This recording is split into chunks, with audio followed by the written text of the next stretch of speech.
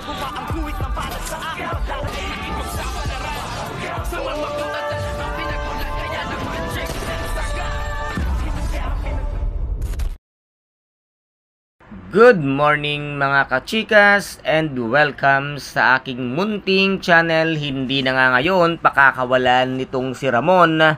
Ito ngang si David dahil nga sa katotohanang kanyang nalaman at narinig niya nga mismo sa bibig nito ngang si David ang katotohanang hindi siya ang tunay na tanggol dahil sa kanyang sinabi na kinakailangan daw ay matapos na ang buhay nitong si Tanggol nang mawala na ang kamalasan sa kanilang pamilya at walang kaalam-alam ito ngang siya David na nandoon din pala ito ngang si Ramon at siya mismo ang nakarinig at nakasaksi ng katotohanang siya ay isang peke at huwad na tanggol na nagpapanggap lamang upang makamkam ang yaman ng mga Montenegro, kung kaya't dito nga ay nalaman nitong si David ang nangyari nga sa hospital, kung kaya't agad-agad nga siyang napasugod at hindi na siya nagpaalam kay Ramon dahil nga once na nagpaalam siya ay malamang dito na matatapos ang maliligayang araw nito ngang si David sa kanyang pagpapanggap bilang isang tanggol, ngunit wala siyang kaalam-alam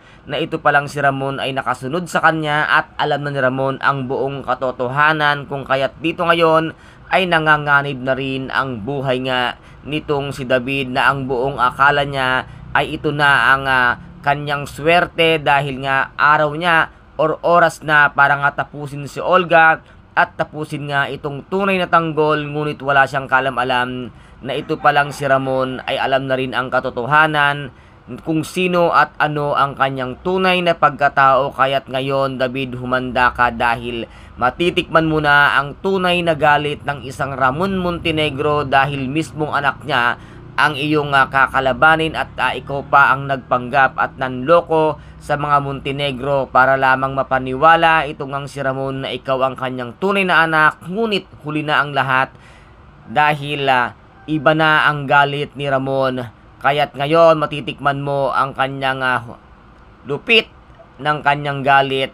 At ngayon katapusan mo na David dahil ito na rin ang oras para ikaw ay magpaalam at pumanaw dahil mismong si Ramon ang maglilibing sa'yo ng buhay. Kaya guys, ito po ang ating pakaabangan sa mga susunod na episode dito nga sa FPJ ang Batang Quiapo. At kung nagustuhan po ninyo ang aking videos for today, pakisubscribe na lamang po ng aking channel, paki-like and share para maging update kayo sa lahat ng gagawin kong videos. Maraming salamat po. Ingat, God bless and